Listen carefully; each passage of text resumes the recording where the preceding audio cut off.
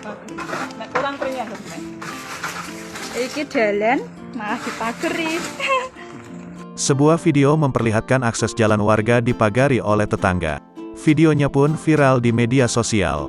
Salah satunya diunggah oleh akun Instagram @viralkak pada Jumat, tanggal 12 November tahun 2021. Terlihat pada video tersebut pagar yang terbuat dari bambu itu dipasang hampir menutup secara keseluruhan. Bahkan momen saat dipagari pun direkam oleh warga pemilik rumah. Ia pun terheran-heran, kenapa akses jalan tersebut harus dipagari. Sang pengunggah video yang diketahui pemilik rumah itu mengunggah surat keterangan dari BPN bahwa lahan yang dipagar itu adalah letak jalan umum. Ia juga mengunggah denah lokasi akses jalanan umum tersebut. Meski demikian belum ada klarifikasi dari BPN.